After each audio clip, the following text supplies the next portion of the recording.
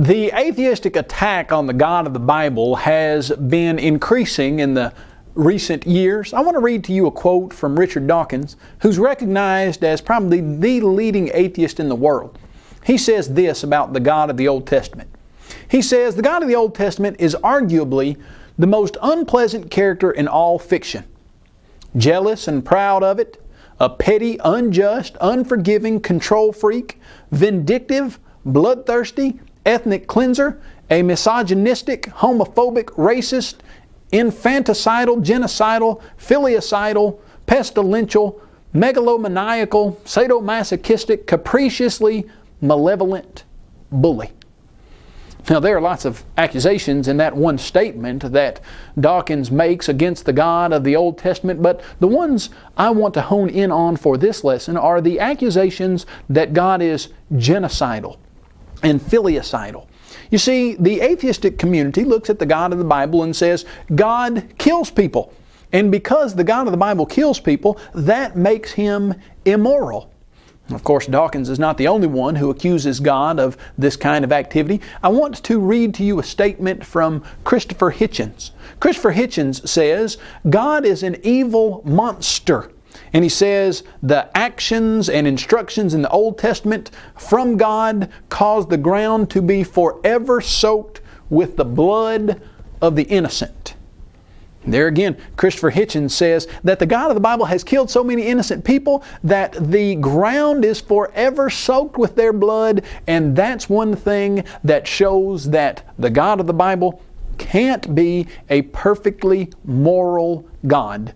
Of course, Hitchens and Dawkins are not the only ones who have made these kinds of accusations. Dan Barker said this about God. He said, "There is not enough space to mention all of the places in the Bible where God committed, commanded, or condoned murder." You see the accusation there. God can't be a moral God because He has committed, commanded, and condoned murder. God kills people. That's wrong. And the atheistic community claims to have a moral superiority that can look at the Bible and show that that is wrong. Of course, the question that we're going to have to ask, and that we're going to have to ask throughout this entire series, is where in the world would an atheistic philosophy get the idea that some actions are morally right and some actions are morally wrong? They can't give you an objective morality. Atheism is an objectively foundationless idea. Let's listen to what William Provine said in his discussion on the campus of the University of Tennessee in Knoxville in his Darwin Day address. He said that there were no foundations for ethics. In fact, I'll read it to you. He says, naturalistic evolution has clear consequences that Charles Darwin understood perfectly. Number one, no gods worth having exist. Number two, no life after death exists. Number three, no ultimate foundation for ethics exist. Number four, no ultimate meaning in life exists. And number five, human free will is non-existent. You see what Provine was saying there?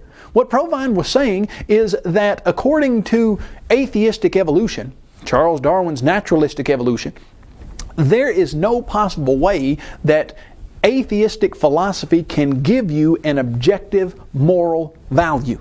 Now, the atheistic community would like you to think that they have a foundation upon which they're claiming that this is right and this is wrong, and they'd like to appeal to your emotion and to say something that is implied in their statement. Hey, everybody knows it's wrong to kill people, and the God of the Bible has commanded or condoned killing people, and so the God of the Bible must not be a moral God. But if you're to analyze that for what it really says, you're going to have to ask the atheistic community, upon what are you basing your idea that it's wrong to kill people? William Provine would tell you that there's no basis for that, no foundation for that. Now, of course, Provine's not the only one that recognizes that that's one of the moral implications of atheism. Friedrich Nietzsche recognized this very well. And Nietzsche said, and I quote, "We believe that severity, violence, slavery, danger in the street and in the heart, secrecy, stoicism, tempter's art, and devilry of every kind, that everything wicked, terrible, tyrannical, predatory, and serpentine in man serves as well for the elevation of the human species as its opposite. You hear what Nietzsche says? Humans have evolved to a certain level of superiority over the animal kingdom. And would you like to determine what's right and what's wrong about human behavior? Well, hold on before you do that. Because everything in humans, tempter's art, devilry, secrecy, stoicism, all that has worked for the elevation of the human animal. So if you were going to try to say this is right and this is wrong, what Nietzsche would say is, wait just a second, we need to go beyond good and evil, and we need to ask ourselves, what has helped humans evolve? What has helped humans come to the state of superiority that they have and complexity that they have over the animal kingdom? And the answer to that, according to Nietzsche, and according to the absolute implication of the idea that there's no God, is that whatever is good for the elevation of the human species can't be called bad. Well, what does Nietzsche say is good? Severity? Everything serpentine in man? How in the world could you call that good? Well, there's only one way you could call it good. And that's if there's no God and there's no moral standard and there's no foundation upon which to base an ethic, then you would have to say, you'd be forced to say, well, we don't like it. We don't think that a society can continue to prosper because of it. But if you were to say, is this wrong? The atheistic community can't say it's wrong. They can say they don't like it. They can say they'd like to see it something different or some way differently, but they cannot say it's objectively morally wrong. Because if they do, if they say it's objectively morally wrong, then that means there's an objective moral law. And if there's an objective moral law, you can't get that from primordial slime. That doesn't evolve over millions of years. That has to come down from someone higher than humans. Where would you get that? There's only one place: a creator. As we're looking at this idea, you remember Provine said that Charles Darwin understood this perfectly. I'm going to show you just how well Charles Darwin did understand it. Let me quote for you a statement he made in his book, The Autobiography of Charles Darwin. He said, "A man who has no assured and ever-present belief in the existence of a personal God, or of a future existence with retribution and reward, can have for his rule of life, as far as I can see, only to follow those impulses and instincts which are strongest or which seem to him the best ones." You see what Charles Darwin said? If a person doesn't believe in a God, if he doesn't think that there is going to be a future existence of retribution and reward, the best that person can do as it relates to morals is to follow the instincts and impulses that seem the best ones to him. Now, let's go back to this question. The atheist saying, well, the God of the Bible condones and commands people to be killed, and that makes him immoral. No, atheism can't give you what is moral or immoral, so they have no ground upon which to stand. But looking at the situation, does God command certain people to be killed? Yes. Nothing about that the Christian theist is trying to run away from Genesis all the way to the book of Revelation. You see God commanding or directly causing a person to be killed. Why is that? I'll tell you what you see in lots of places. You see God bringing in righteous judgment on people who were so murderously sinful they needed to be eliminated. You see the God of the Bible bringing in justice. Now, Dan Barker said there's not enough space to mention all the places in the Bible where God committed, commanded, or condoned murder.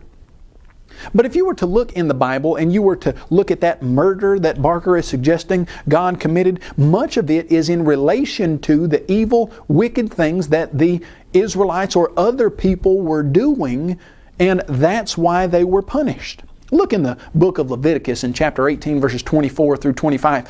You read this: "Do not defile yourselves with any of these things, for by all these the nations are defiled, which I'm casting out before you.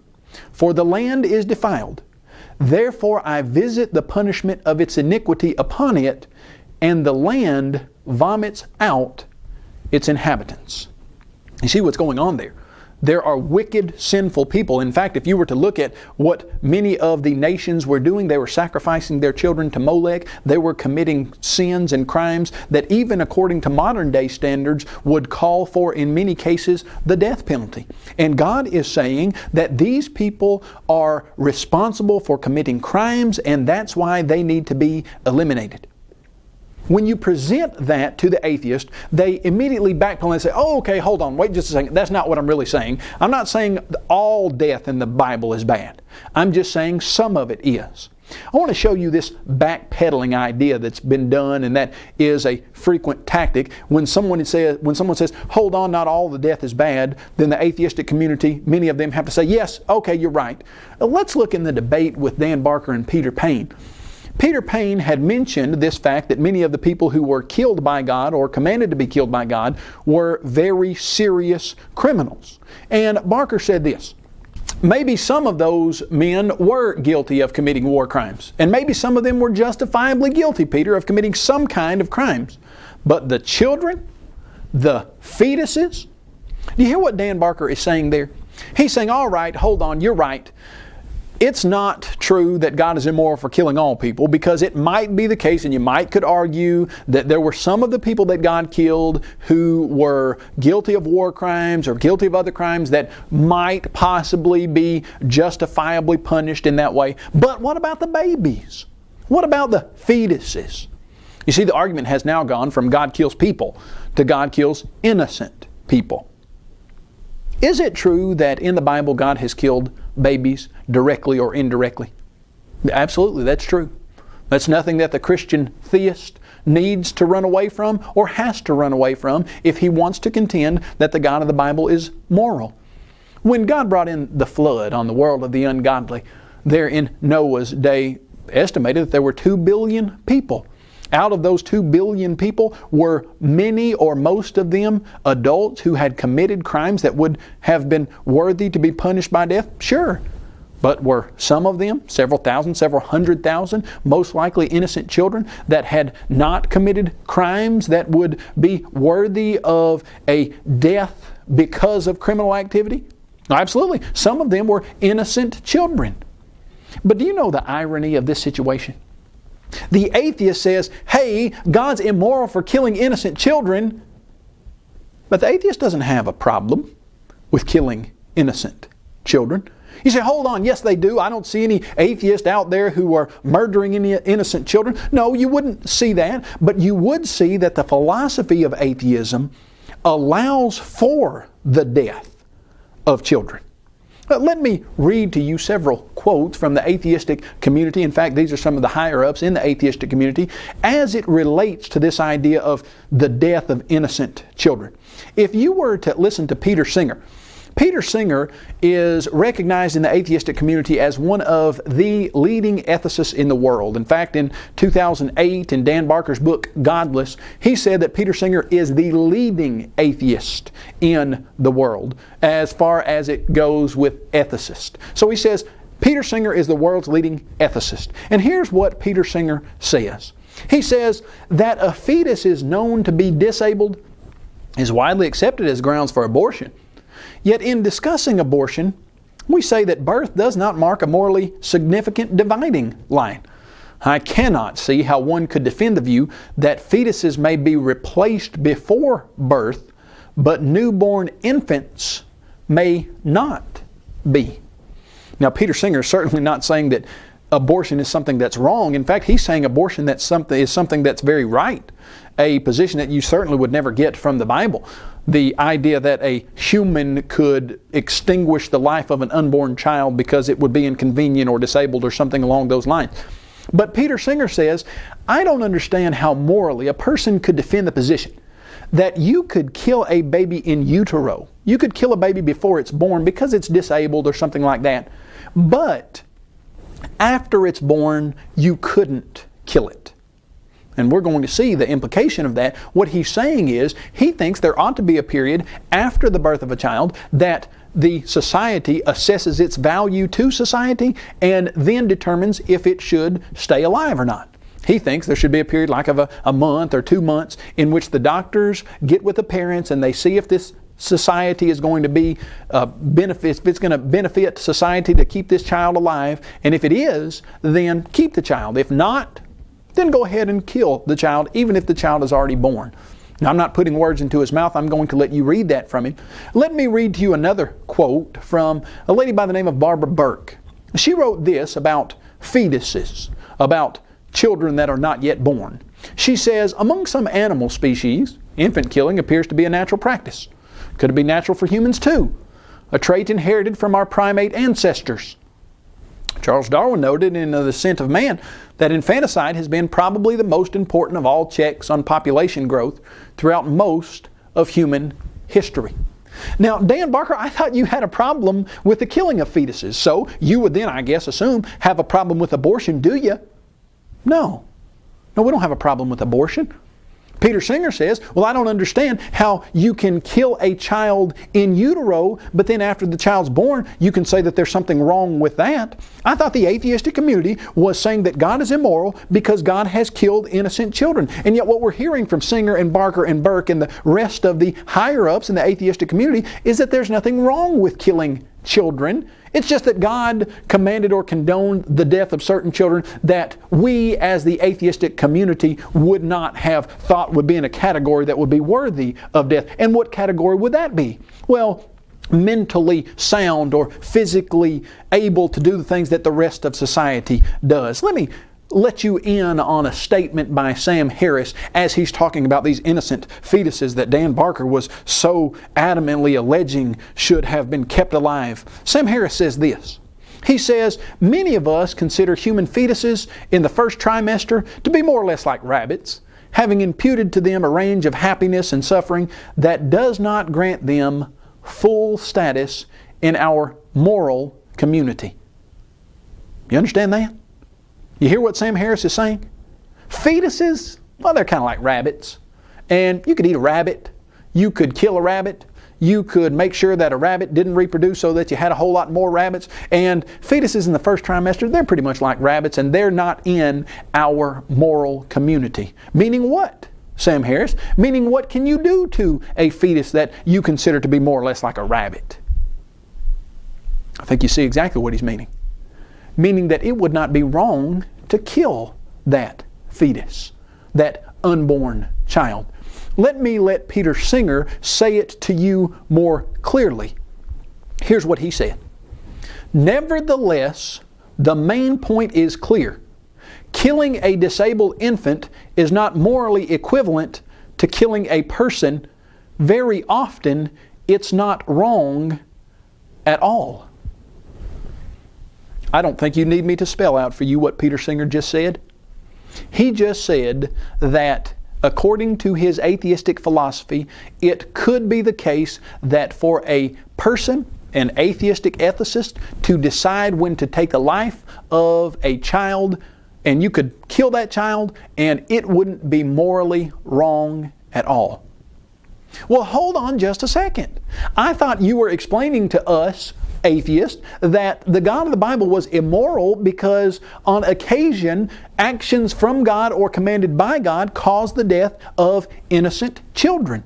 That's what the claim is, and yet the atheistic community, at least those who are being candid about the implications of atheism, admit that, okay, yeah, Charles Darwin did say that infanticide checks the population, and if we're nothing more than higher animals and lower animals check their population by killing their babies, well then maybe we humans can do that too. And one way to decide if you should keep a baby or not would be to look and see if it's disabled or see if it's not going to be a benefit to society. I thought you said God was immoral for causing the death of innocent children, and now what we're seeing from the atheistic community is they're admitting, we think it would be all right to kill certain children if they're disabled, if they're not going to be as beneficial to society as we think they should be. You see, they have set themselves up as the judges who determine when it would be right or when it would be wrong to kill a child. So they're not saying we've got a blanket problem with God killing innocent children. They're saying we've got a problem with God killing innocent children that we don't think meet certain criteria. They weren't disabled. They weren't... Well, that's not what you said. And in fact, there's something very different about when God has commanded or condoned or indirectly caused the death of innocent children. You see, the atheistic community believes that this life is all that there is. And so when they admit that you could kill a child for some reason, they think that you could kill a child and take from that child everything that there is. Listen to this statement by Dan Barker. Dan Barker said that since this life is the only life we atheists have, each decision is crucial and we're accountable for our actions right now. Life is dear, it's fleeting, it's vibrant and vulnerable, it's heartbreaking, it can be lost, it will be lost. But we exist now, we are caring, intelligent animals and can treasure our brief lives. You mean to tell me that the atheistic philosophy allows for the death of certain children based on certain criteria, and it thinks that it's taking from those children everything that there is, exterminating them, taking from them their whole life, and that's morally permissible? That's exactly what these people are contending. That's what the atheistic philosophy allows. But that's very different from the picture that's presented to you in the Bible. God never takes everything that there is from any person, because the Bible consistently presents a picture of humans having more than a physical being. The Bible presents a picture of humans having an immortal soul. Now, the skeptics is going to say, wait just a second, we don't believe in an immortal soul. You can't use an immortal soul in this instance to try to get your God out of this moral dilemma. Well, why not? Where did you get the idea that the God of the Bible has killed innocent children, directly or indirectly? You got that from the Bible. Are you suggesting then that you should take certain parts of the Bible but not allow the rest of the Bible to answer these alleged moral allegations against God? No, that wouldn't be fair at all. If an immortal soul makes a difference in this discussion, whether you believe it or not, if it shows that there's no immoral action on God's part, then you can't jettison that part of the Bible and accept the part where He allowed or directly or indirectly caused the death of innocent children. Does the Bible present a picture of all humans, including babies, as having an immortal soul? Absolutely, positively it does. Let's listen to some of those comments from the Bible. Jesus in Matthew chapter 16 verse 26 says, "For what is it to profit a man if he gains the whole world and loses his own soul? Or what will a man give in exchange for his soul?" You see, the Bible never says that God takes all that there is from a child. The atheistic community says that would be all right. The God of the Bible's never done that. Any time that the God of the Bible has taken the physical life of a person, He has never extinguished their immortal soul. So you can see right up front that the atheist claims that God's being immoral, but then the atheist admits that, oh, okay, we think that you could kill innocent children even if there's no immortal soul, and even if we take from that child all that there is.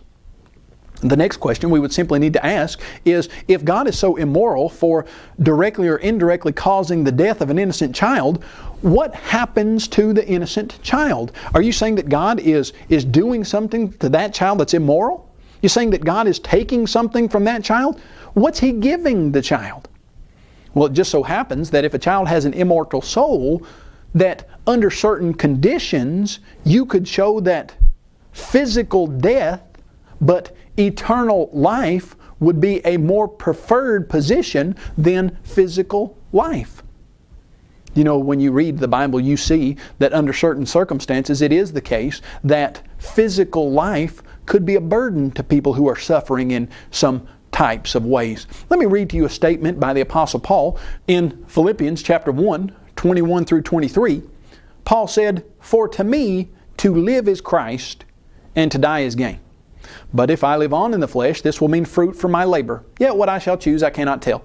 For I am hard pressed between the two, having a desire to depart and be with Christ, which is far better. What was better for Paul? To depart this physical life and to be with Christ.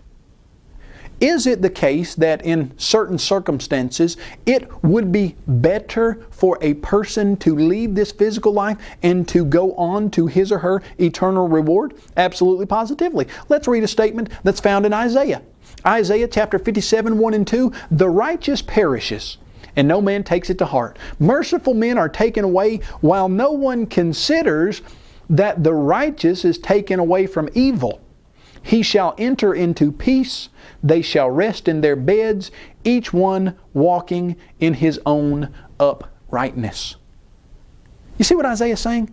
Sometimes a person will look at the death of a righteous, innocent individual and they will say that is such a tragedy. But what they're not considering is that life in the physical body was a burden to that righteous or innocent person, and it was better for them, for their eternal soul, to go on and be with Christ and to receive their eternal reward with Christ.